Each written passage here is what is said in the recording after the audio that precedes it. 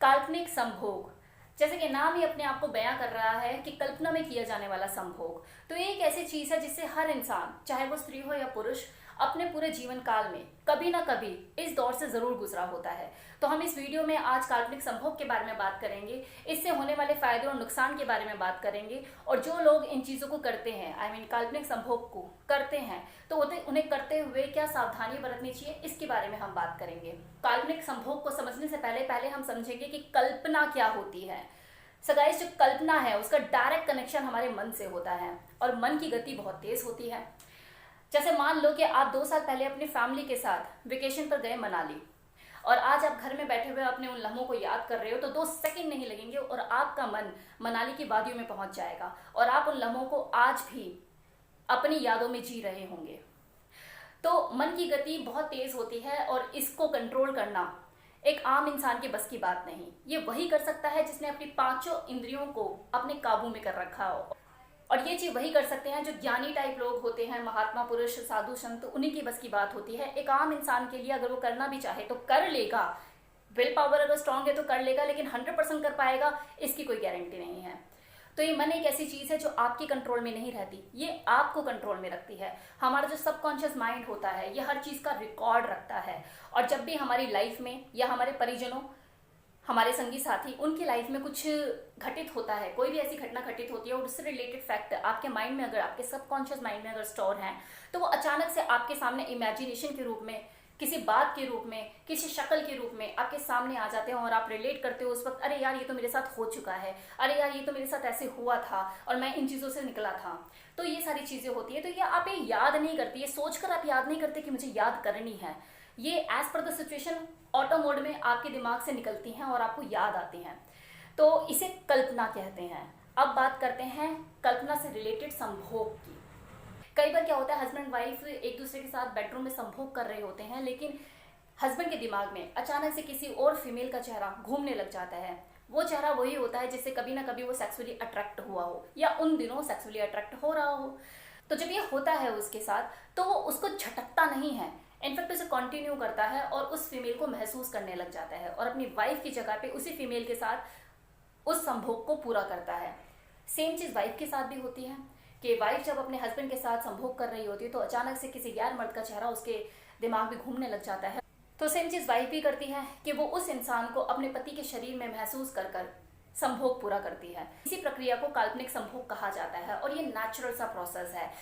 लगभग 99.9% हर स्त्री और पुरुष इस दौर से जरूर गुजरे होते हैं अपने जीवन काल में, जब वो अपने लाइफ पार्टनर के साथ हम बिस्तर होते हुए किसी और के ख्यालों में डूबे होते हैं। तो कुछ लोग ऐसे होते हैं जो इन चीज़ों को कभी कभार ही करते हैं, जिनका अपने ऊपर सेल्फ कंट्रोल ज़्यादा होता है, लेकिन क्योंकि है तो इंसान ही, तो इसलिए इन चीज़ों को करते तो हैं, लेकिन कभी कभार ही करते हैं। लेकिन कुछ ऐसे लोग भी होते हैं जो इन चीज़ों को रेगुलर कर रहे होते हैं और वो अपने ऊपर कंट्रोल नहीं कर पाते।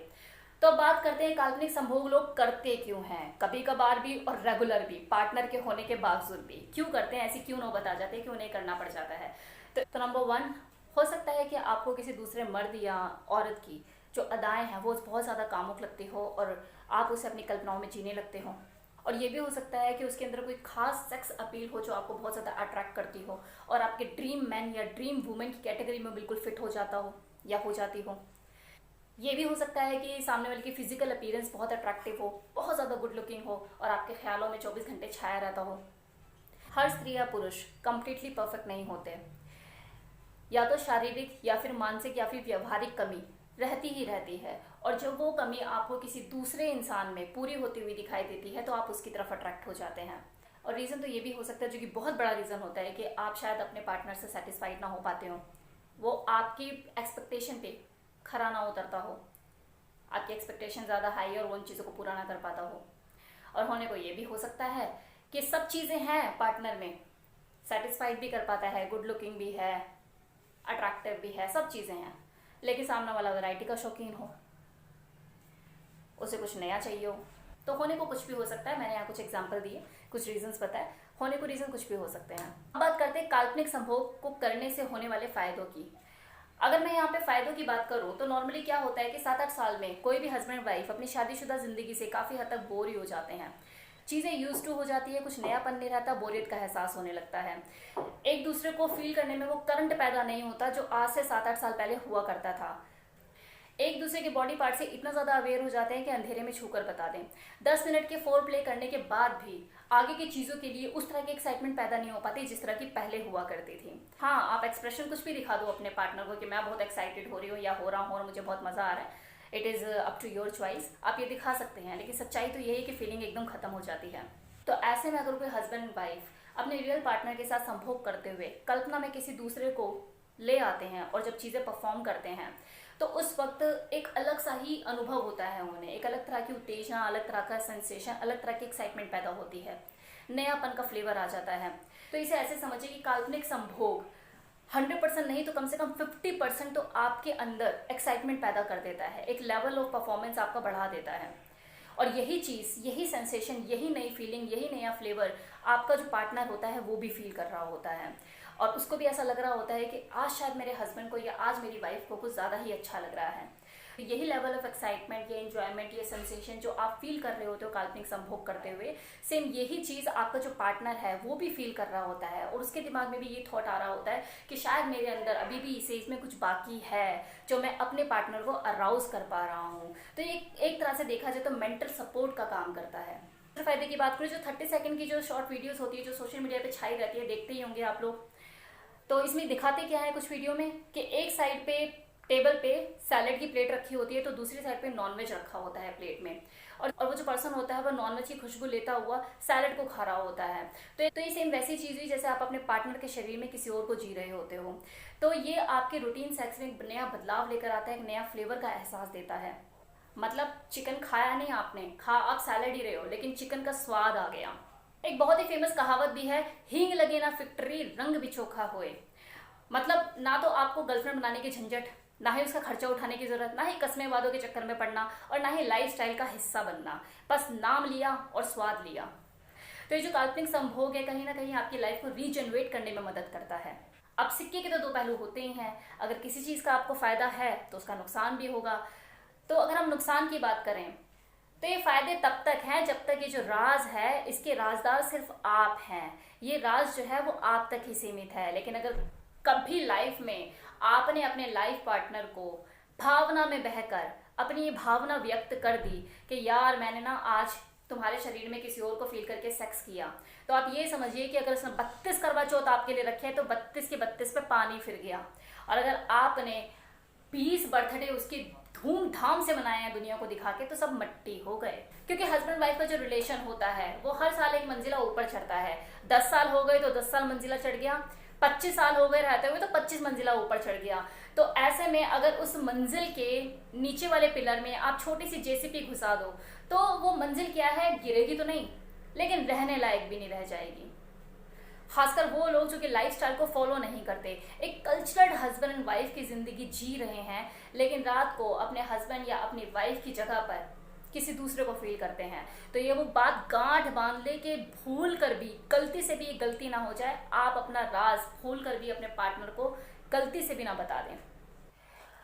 क्योंकि मन को मापने का कोई थर्मामीटर बना नहीं है और आगे कोई संभावना भी नहीं लगती कि ऐसा कोई थर्मामीटर बन जाए। तो आपने तो भले ही अपने साफ मन से अपने पार्टनर को ये बात बता दी, लेकिन आपका पार्टनर जिंदगी में कभी भी इस चीज़ को एक्सेप्ट नहीं कर पाएगा। चाहे वो खुद आपसे सेक्स करते हुए किसी और के ख्यालों में डूबा रहता हो, लेकिन बोलेगा आपको, क्योंकि पीठ की एक खासियत है कि अपनी छोड़कर बाकी सबकी नजर आती है। और चलो मान लिया कि आपका पार्टनर ऐसा नहीं करता, बहुत जेन्युइन है, लेकिन आपको तो जिंदगी भर कटघरे में ही खड़ा रहना पड़ेगा। क्योंकि जैसे मैंने कहा कि मन को मापने का कोई थर्मामीटर अभी तक बना नहीं है। तो जब भी आप उससे सेक्सुअली इंटीमेट होंगे, कोई भी सेक्सुअली एक्ट परफॉर्म करोगे, तो उस वक्त अगर आप नेचुरली ओवर एक्साइटेड हो गए उसके साथ, तो वो या तो मन में सोचेगा कि आज इसे क्या हो रहा है, आज किसके ख्यालों में है, या फिर अगर मुंह फट हुआ तो बोल भी देगा आज किसको फील कर रहे थे। जैसे आपके पार्टनर को इस राज का पता लगेगा, वो कहीं ना कहीं मेंटल प्रेशर में आ जाएगा कि मुझ में ऐसी क्या कमी है और सामने वाले के अंदर ऐसी क्या क्वालिटी थी जो मेरे हस्बैंड या मेरी वाइफ को लुक्रेटिव लगी। तो ऐसे में वो एक कम्पिटिटिव फीलिंग में आ जाएगा और अपना पैसा और अपना दिमाग वही खर्च करने लग जाएगा कि दुनिया में मुझे किसी से बेटर लगना है या नहीं लगना है, लेकिन मुझे उस इंसान से बेटर लगना है, उससे अच्छा दिखना है, उससे ज़्यादा स्मार्ट, उससे ज़्यादा हैंडसम, उससे ज़्यादा गुड लुकिंग दिखना है। तो कहीं ना कहीं आपने पूरी जिंदगी भर के लिए उसके पीछे भूत छोड़ दिया, जो उसे ना चैन से सोने देगा, ना खाने देगा, ना पीने देगा। और हो सकता है वो काफ़ी चीज़ों में कम्पीट कर भी जाए जो पैसों से खरीदी जा सकती हो, लेकिन जो कुदरती डिज़ाइन होकर आई हैं चीज़ें, जो एक ओरिजिनलिटी होती है इंसान की, वो कहाँ से कंप्लीट कर पाएगा? तो वो कहीं ना कहीं इन्फीरियरिटी कॉम्प्लेक्स का शिकार हो जाएगा। अब बात करते हैं सावधानियों की। तो ये चीज़ें डियर तब की हैं जब आपने खुद से मुंह से बोलकर अपने पार्टनर के गले में फांसी का फंदा डाल दिया। लेकिन वो लोग जिन्हें नींद में बोलने की आदत होती है, नींद में बड़बड़ाने की आदत होती है, उनके लिए काल्पनिक संभोग बहुत ही खतरनाक साबित हो सकता है। क्योंकि वो हो सकता है होशो-हवास में गलती ना करें, लेकिन अपने सबकॉन्शियस माइंड का क्या करेंगे जो नींद में बड़बड़ाएगा। तो ऐसे लोग इस काल्पनिक संभोग से दूरी बना ले। कुछ लोग जो ये दो गलती नहीं करते, वो तीसरी गलती क्या करते हैं कि जब वो अपने लाइफ पार्टनर के साथ संभोग कर रहे होते हैं तो वो इतना ज़्यादा इन्वॉल्व हो जाते हैं कि वो जिस फीमेल या जिस मेल को अपनी कल्पना में याद कर रहे होते हैं, वो गलती से उसका नाम लेने लग जाते हैं उस टाइम पे। लोग काल्पनिक संभोग का सुख भोगते हैं या सुख भोगना चाहते हैं, वो इस चीज़ का खास ध्यान रखें कि आप ये चीज़ें तभी करें जब अपनी जुबान को गांठ बांध सकें, अपने मुंह पे ताले लगा सकें, वरना इन चीज़ों से दूर रहिए। चलो ये बातें तो तब की हैं जब आप इन चीज़ों को कर रहे हैं, काल्पनिक संभोग कर रहे हैं और आपके पार्टनर के सामने भांडा फोड़ नहीं हुआ है। लेकिन कुछ ऐसे लोग जो मेरी वीडियो देख रहे होंगे और उनका भांडा फोड़ हो चुका है, वो या तो गलती से अपने पार्टनर को बता चुके हैं या फिर नींद में नाम बड़बड़ा चुके हैं, या किसी भी तरीके से अगर उनका भांडा फोड़ हो चुका है, तो उनसे मैं एक ही चीज़ कहना चाहूँगी कि अगर आपके पार्टनर ने खुद से अपनी ये बात बता दी है या आपको पता लग गया है, तो आप प्लीज़ इस चीज़ को समझिए। ये चीज़ें हर इंसान की ज़िंदगी में आती है कभी कभार, तो आपको उसे बेवफा नहीं समझना चाहिए। आप उसे बेवफा समझने की गलती मत कीजिए, क्योंकि वो आपको अगर खुद से आकर बता रहा है ये सारी चीज़ें कि मैंने ऐसे ऐसे आपके अंदर किसी और को फील करके अपना एक्साइटमेंट लेवल बढ़ाया, तो आपको उसके इस बिंदासपन की, इस बोल्ड एटीट्यूड की, उसकी इस बोल्ड थिंकिंग की रिस्पेक्ट करनी चाहिए। उसने अपने साफ मन से आपको आकर सारी चीज़ें बताई, तो आपको रिस्पेक्ट करनी चाहिए उसकी इस फीलिंग की। जब तक नहीं बता रहा था तब तक आपने क्या कर लिया?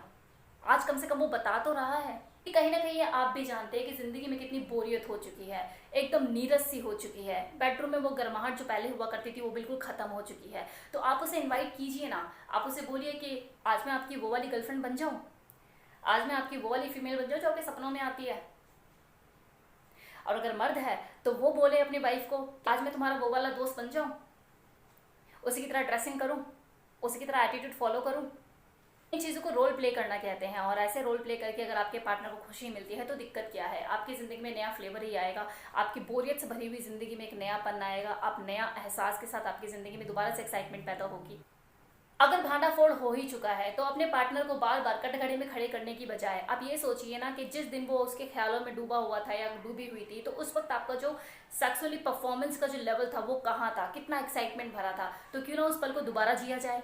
जो एक कंबल ओढ़ के अभी तक घी पी रहा था, चोरी छुपे सारी चीज़ें कर रहा था, क्यों ना इस तिजोरी की चाबी उसके हाथ में ही दे दी जाए और इन्जॉय किया जाए, दोनों ही इन्जॉय करें। क्यों नहीं बोलते आप अपने पार्टनर को कि आज मैं तुम्हारी वही वाली गर्लफ्रेंड जैसी बन जाऊँ, या वो जो तुम्हें फीमेल बहुत पसंद है उसकी ऐसी बन जाऊँ, उस पड़ोसन को बहुत ताड़ते रहते तुम उसकी जैसी बन जाऊँ, उसी की जैसी शॉर्ट ड्रेसेस और उसी तरह का मेकअप, इसी तरह का एटीट्यूड, अदाएँ वदाएँ वैसे ही करूँ। चलो रोल प्ले करते हैं ना, आज कुछ नया ट्राई करते हैं। इस तरह से करके देखिए, मजाल है ख्याल में किसी और का चेहरा आ जाए, रियल में भी आप ही होंगे और ख्यालों में भी आप ही होंगे। कैसा लगा वीडियो बताना मत भूलिएगा। Thank you so much, take care.